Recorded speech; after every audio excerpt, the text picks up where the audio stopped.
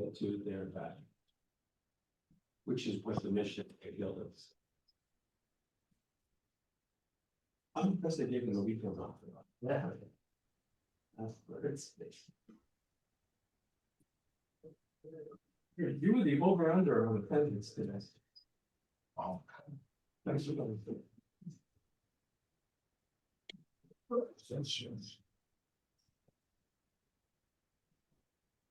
So you got Lee and Bree online, so they see this? Yes. Yeah.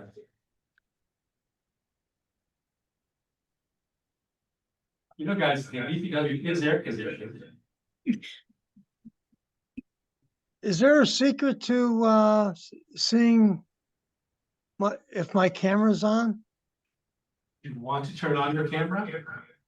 Yeah. Little widget to the bottom left of your screen. Yeah, Lee, I'm not getting that option either. I don't know if it's just the way the meeting was set up, but it doesn't give you the icon for video. Well, I will tell you that by not seeing you, we use less bandwidth to communicate.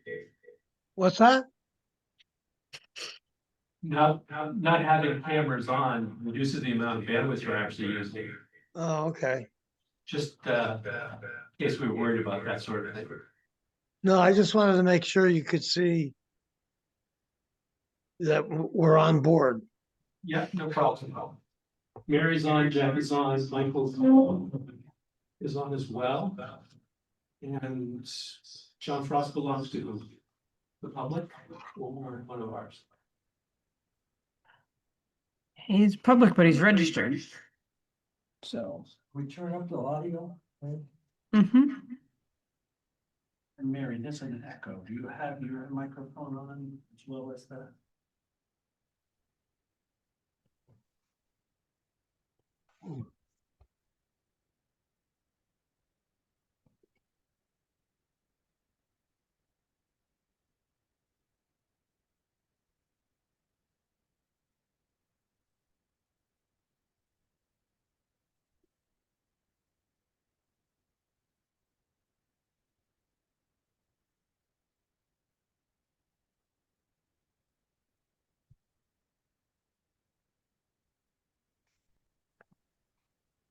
Lee, can you hear us? Yes, I just stepped away for a minute. Okay. Okay, well, we have a quorum. Since past 4:05, let's get started. This is the July 7th meeting of the Water Resources Advisory Committee. Let's take a quick attendance. Lee Rowley. Here. Thanks. Mary Craig. Here. John. Yeah. Mark. Here. George. Here. And myself. 5, a quorum, so we can get started.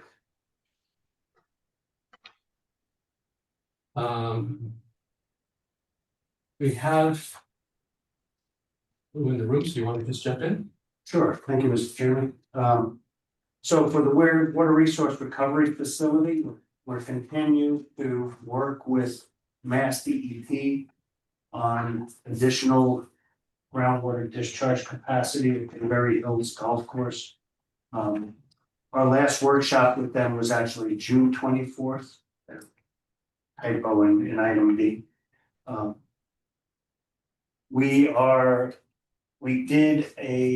CDM Smith prepared a memorandum on alternative technologies that Mass DEP is reviewing with anticipation that we'll probably go to a program on some of the leaching basins sometime maybe late this fall, early winter. Golf course shuts down.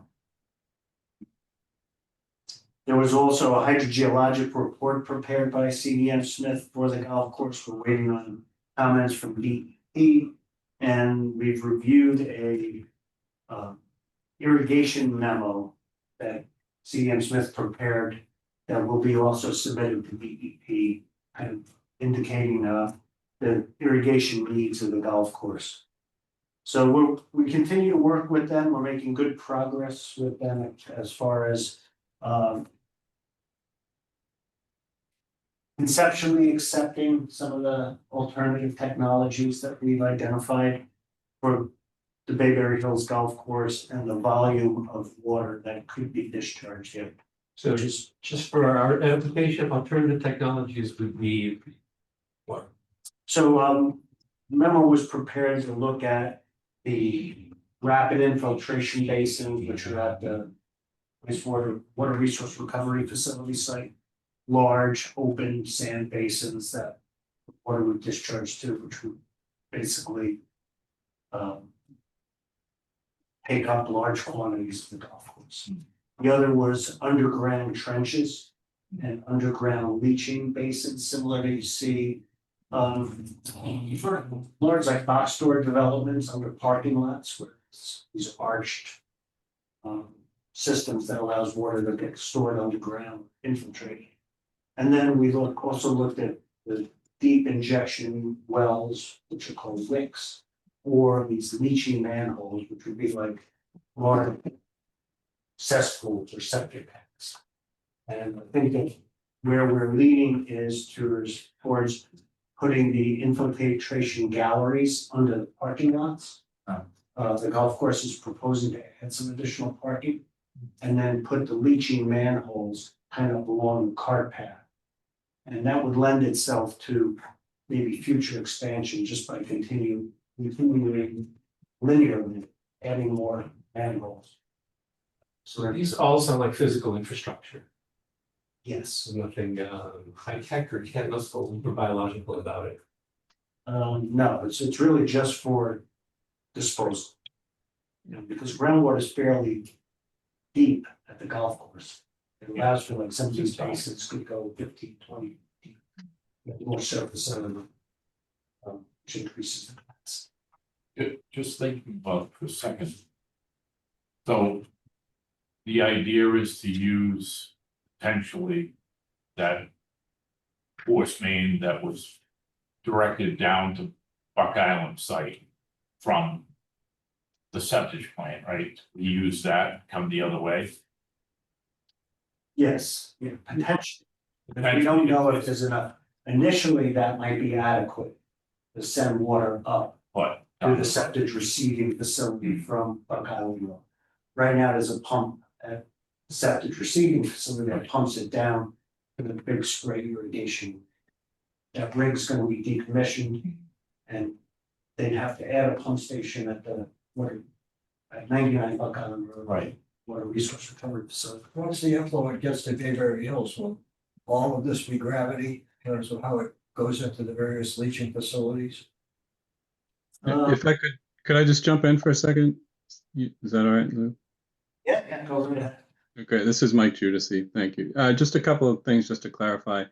The recharge, the main recharge area would be under the driving range. I think Lou had mentioned that, in addition to the new parking lot. So obviously big wide open area.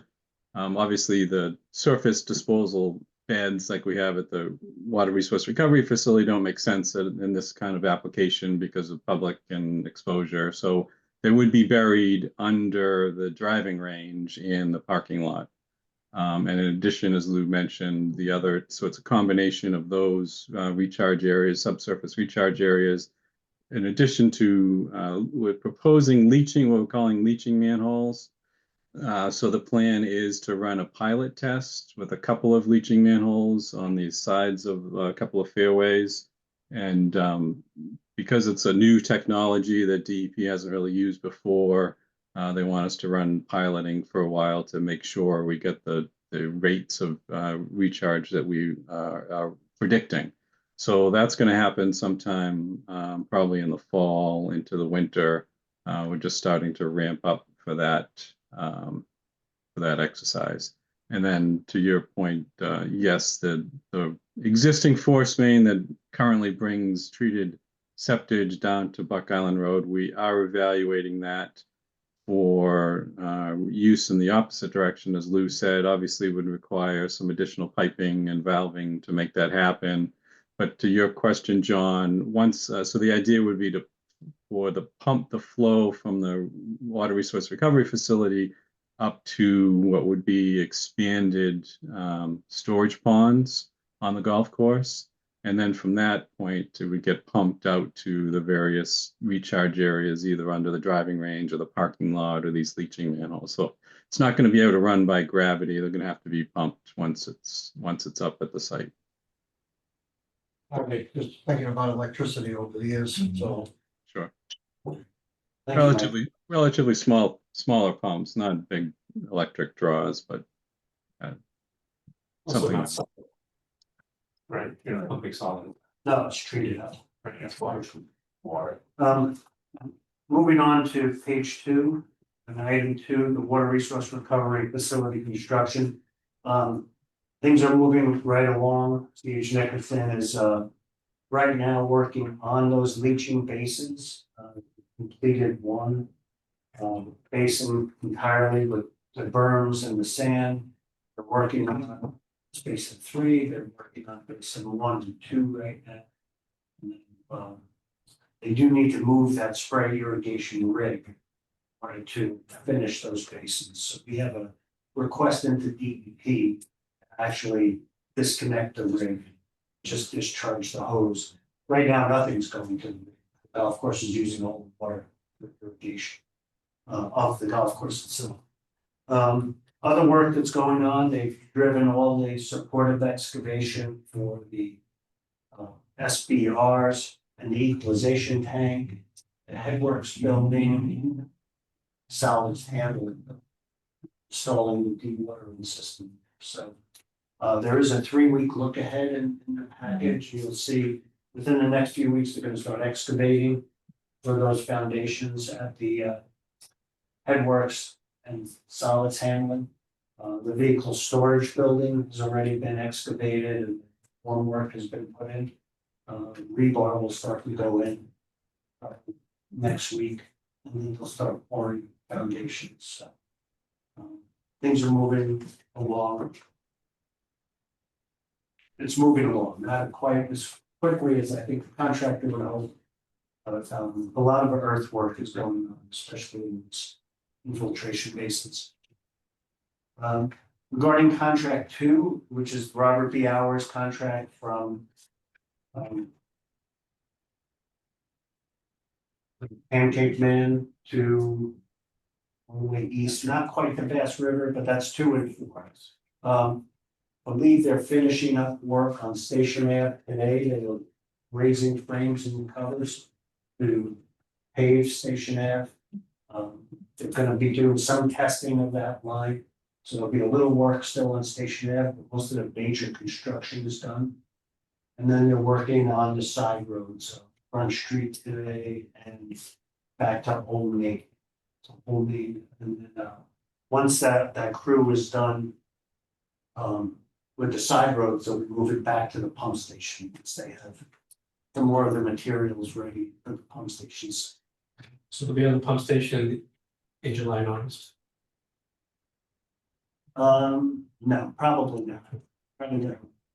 I think she's planning on, and there is a schedule in the for 2 and 4. I think they're planning on pouring that foundation for the pump station in August. But they have to still bring the line from the road into the pump station site, put it down pits, start fitting out the pipeline with the mechanical. So it's probably gonna be 3 months before the pump station is fully, completed, but with the startup and everything. The reason I ask is not for the specifics, but for the timing, because technically it's on Route 28. But they're approaching it from Long Pond Drive. Both directions. Sure, but we will see activity in that location. On Long Pond, I don't know if they can dig on 28. Right, that's what I mean, but they will be in that vicinity, Mhm. even throughout the summer. Question, not necessarily strictly our purview, but query with regard to the water project, the new mains are going in somewhat parallel to the sewer lines. Are we done? I know in any number of places, we trench for the sewer and then come back and trenched again for the water. All the work on 28 is done for all 3 contracts, water and sewer. Water's been tested, chlorinated and reconnected. Is that For for those the old services. main as well? Because Old Main's still under construction. The town had allowed Old Main, you know, continuing through the summer. But as far as 28 goes, the only thing that remains will be the final pave in the fall. And as far as the final pave on the old main, like it's that, roll into the spring, that's just curiosity here. We don't know. Yeah. If I could just jump in, I don't think that's been determined yet, John. Actually, the town is going to be doing the final paving under a separate contract. The sewer contractors did not have final paving included in the contracts. The town wanted to do that separately. So, as Lou said, all of the construction for water and sewer is done in 28. And then the town will make a decision at what point they're going to schedule the final paving. Obviously, for the section within contract 4, that whole intersection is going to be dug up again by the MassDOT project. So the anticipation is that the town won't do any final paving in that area because it's going to be ripped up anyway. So it would just be within the limits of contracts 2 and 3. In Old Main Street, just about, there's no water main in Old Main Street, but as Lou said, there's still sewer work to be done there, and that's not restricted for summer work. So RBR is continuing to work on that section as well. And once they put in gravity main, they come back and put in lateral. It will take, you know, like a leapfrog of work. Regarding contract 3, this is the work that Rivoli was doing on South Shore Drive. The town had asked them to suspend work or not do any work related to a lawn or adjacent to South Shore Drive. But they have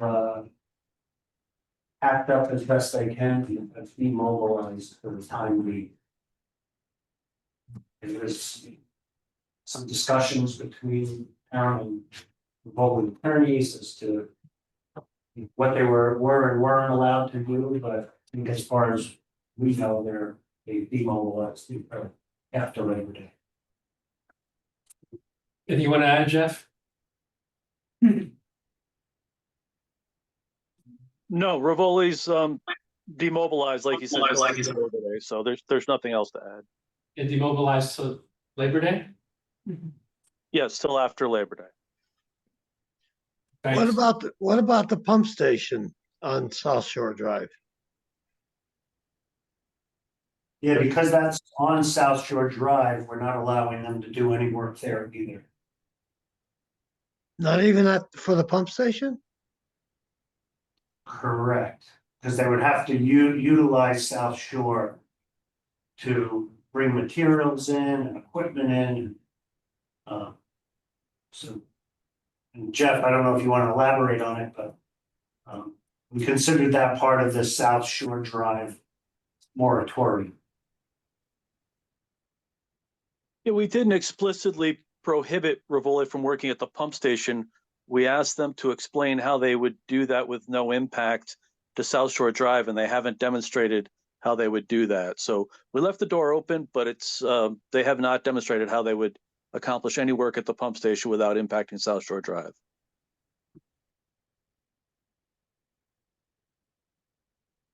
Well, so moving on to the collection system west of Parker's River. Contract 5, a letter of intent to award was issued on July 2nd. So the intention is to now go through the SRF authorization to award on that contract, which was eventually awarded to Diggett Construction. So remind everyone, we're back up from Parker's River to Berry Avenue, To Higgins Crow. sorry, Higgins Kroll. And that's slated to start in the fall. Yes. We have to get submittals in and.